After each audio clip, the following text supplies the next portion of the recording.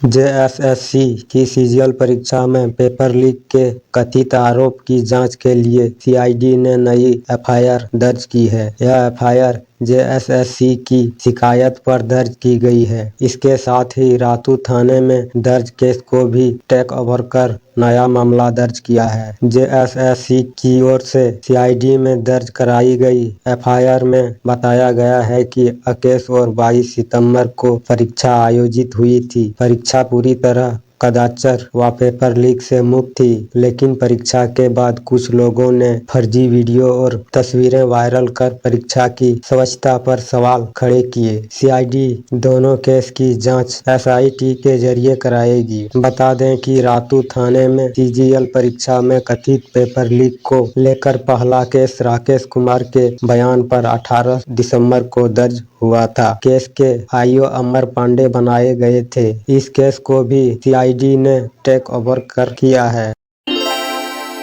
कल्याण छात्रवृत्ति का लाभ मिलेगा, इसे लेकर कवायद शुरू कर दी गई है। अभी तक राष्ट्रीय अध्यापक शिक्षा परिषद एनसीटीई द्वारा शुरू किए गए इस पाठ्यक्रम में नामांकित विद्यार्थियों को इसका लाभ नहीं मिल रहा था। एनसीटीई ने इस पाठ्यक्रम में नामांकित एससी, एसटी तथा ओबीसी विद्यार्थियों को भी इस योजना का लाभ देने तथा नेशनल स्कॉलरशिप पोर्टल में इस पाठ्यक्रम को सम्मिलित करने को लेकर संबंधित मंत्रालयों में चर्चा की है। जल्द ही इसे नेशनल स्कॉलरशिप पोर्टल में शामिल कर लिया जाएगा। झारखंड एकेडमी अकाउंसिल जैक द्वारा आयोजित 9वीं, 10वीं और 12वीं की परीक्षा में इस वर्ष कुल 12,61,091 परीक्षार्थी शामिल होंगे। इसमें 10वीं बोर्ड की परीक्षा में 4.33 लाख बच्चे शामिल होंगे, जबकि इंटरमीडिएट परीक्षा में कुल 3,50,000 बच्चे शामिल हो रहे हैं। 9वीं कक्षा की परीक्षा 29 और 30 जनवरी को आयोजित की जाएगी। इस परीक्षा में 4,77,096 परीक्षार्थी शामिल हो रहे हैं। इस संबंध में जैक ने सूचना जारी कर दी है। परीक्षा सिर्फ 5 अनिवार्य विषयों पर लिया जाएगा, जो पूरी तरह से ओएमआर सीट पर होगा। छात्र छात्रा द्वारा चयनित इन 5 अनिवार्य विषयों में भाषा 1, भाषा 2, गणित, विज्ञान एवं सामाजिक विज्ञान शामिल होंगे। नए साल में हेमंत सोरेन का पुराना वादा अधूरा रह गया। नई सरकार ने रोजगार पर अपना सबसे बड़ा प्रॉमिस तोड़ दिया। मुख्यमंत्री हेमंत सोरेन ने युवाओं से किया अपना पहला वादा पूरा नहीं किया। यह 28 नवंबर 2024 था। हेमंत सोरेन ने दोपहर को ऐतिहासिक मोरहाबादी मैदान में सीएम पद की शपथ ली और शाम को प्रोजेक्ट भवन में विभागीय द्वारा विभाग अधिकारियों के साथ हाई लेवल मीटिंग की। मीटिंग के बाद मुख्यमंत्री ने कहा कि रिक्त सरकारी पदों पर भर्ती के लिए जेएसएससी और जेपीएससी द्वारा परीक्षा कैलेंडर 1 जनवरी 2025 से पहले जारी किया जाएगा। लंबित नियुक्तियां भी पूरी की जाएगी। इस बात को 34 दिन बीत गए। झारखंड में सरकारी काम होंगे करप्शन फ्री, भ्रष्टाचारियों की अब खैर नहीं। झारखंड में जितनी रफ्तार से भ्रष्टाचारी बढ़ रहे हैं, उतनी ही तेज से एसीबी यानी एंटी करप्शन ब्यूरो के अधिकारियों के एक्शन बढ़ रहे हैं। आए दिन कोई न कोई भ्रष्ट अधिकारी रंगे हाथों एसीबी के टीम द्वारा पकड़ा जा रहा है। अब झारखंड में डीजीपी भी भ्रष्टाचारियों को लेकर एक्शन मूड में है। झारखंड के डीजीपी अनुराग गुप्ता ने आम लोगों से यह अपील की है कि वह भ्रष्ट अधिकारियों और कर्मियों की शिकायत करें। पीड़ित का नाम गुप्त रखकर भ्रष्ट अधिकारियों और कर्मियों पर कार्रवाई की जाएगी। करप्शन ब्यूरो के द्वारा जारी किए गए हेल्पलाइन बोर्ड लगाए जाएंगे। अगले 1 सप्ताह के भीतर हेल्पलाइन बोर्ड दफ्तर में लगा दी जाएगी। बोर्ड पर हेल्पलाइन नंबर लिखा रहेगा, जिस पर आम लोग रिश्वतखोरी की शिकायत कर पाएंगे। झारखंड के डीजीपी अनुराग गुप्ता ने बताया कि कोई भी आम इंसान घूसखोर की जानकारी बिना किसी डर के फोन पर दे सकता है। धनबाद के राम कॉलोनी ओपी क्षेत्र के कैसलपुर कुम्हार बस्ती व AKWC कोलियारी के मां अम्बे आउटसोर्सिंग परियोजना के समीप शुक्रवार की सुबह लगभग 4 बजे दोपहर जोरदार आवाज के साथ जमीन पर कई जगह दरार पड़ गई, जिससे यहां आसपास में रह रहे लोगों में दहशत व्याप्त हो गया। गांव के ग्रामीण एकजुट होकर समीप स्थित मैदान में लाठी डंडे के साथ हाथ में झंडा लिए सुबह लगभग 10 बजे विरोध प्रदर्शन किया।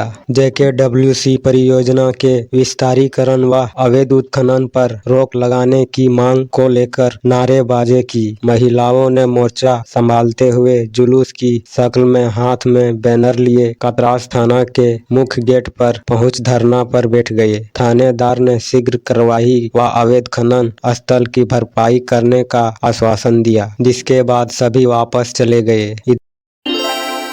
झारखंड के 105 कर्मचारियों की नौकरी खतरे में है। इन कर्मचारियों में कई ऐसे हैं जिनकी उम्र सरकारी नौकरी की अर्हता से पार कर चुकी है, लिहाजा अब उनके सामने रोजी रोटी का संकट खड़ा हो गया है। दरअसल पूरा मामला झारखंड राज्य आजीविका मिशन का है, जहां कार्यरत 105 SGM कर्मचारियों की सेवा समाप्त कर दी गई है। सेवा समाप्ति की आई चिट्ठी से कर्मचारियों में हड़कंप है। जानकारी के मुताबिक मिशन द्वारा संचालित NRLM प्रोजेक्ट के तहत HGM यानी होम ग्राउंड मॉडल के पद पर कार्यरत थे। 2013 में 8 जिलों में इसकी शुरुआत हुई थी। मौजूदा वक्त में 5 जिलों के 14 प्रखंडों में 105 कर्मचारी कार्यरत हैं। मंत्री दीपिका पांडे सिंह ने दिए निर्देश, अबुआ आवास की किस्तें में हुई 7 दिन की देरी तो नपेंगे अधिकारी। झारखंड अबुआ आवास योजना के लाभुकों को निर्माण कार्य के लिए किस्त की राशि देने में यदि 7 दिन की भी देरी की गई तो अधिकारी नपेंगे। अधिकारियों को शोकाज किया जाएगा, उनसे देरी की वजह पूछी जाएगी। केवल इतना ही नहीं, ग्रामीण विकास मंत्री दीपिका पांडे सिंह ने अधिकारियों को लगातार क्षेत्र भ्रमण करने का भी निर्देश दिया है। मिली जानकारी के मुताबिक मंत्री दीपिका पांडे सिंह ने उन अधिकारियों को कर्मचारियों को चिन्हित करने को कहा है जो किस्तें जारी करने में देरी करते हैं। वैसे अधिकारियों को और कर्मचारियों पर कार्रवाई होगी। पैसा नियमावली लागू होने से ग्राम सभाओं को विकास योजनाओं पर लाभुकों को चुनने का अधिकार मिलेगा। ग्राम सभा अपने गांव में चल रही योजनाओं का औचक निरीक्षण कर सकेगी। सोशल ऑडिट के अलावा निर्माण कार्यों की गुणवत्ता जांच कर सकेगी। लघु खनिज जैसी मिट्टी, पत्थर, बालू आदि पर ग्राम सभा का अधिकार होगा। व्यावसायिक बालू घाटों में ग्राम सभा का अनुमति प्राप्त करना अनिवार्य होगा। ग्राम सभाएं वनोपज की खरीद और बिक्री के लिए न्यूनतम मूल्य तय कर सकेगी। अधिसूचित क्षेत्र में चावल से निर्मित शराब के उत्पादन, उपभोग व भंडारण भी कर सकेगी और औषधीय पौधों को कंदमूल समेत स्थानीय वनोपज उत्पाद पर मालिकाना हक की ग्राम सभा के पास होगा। विभिन्न वर्गों समुदाय के सुझावों के बाद संशोधित पैसा नियमावली को झारखंड सरकार के पंचायती राज विभाग ने तैयार कर लिया है। जनजातियों के कुछ पारंपरिक संगठन ने भी नियमावली के लिए कई सुझाव दिए हैं, जिनमें से कई नियम संगत सुझाव को विभाग ने स्वीकार किया है। ये लोग सरकार की ओर से तैयार नियमावली के पक्ष में खड़े हो गए हैं, तो कुछ संगठन इसमें कुछ बदलाव की मांग को लेकर लामबंद हो रहे हैं।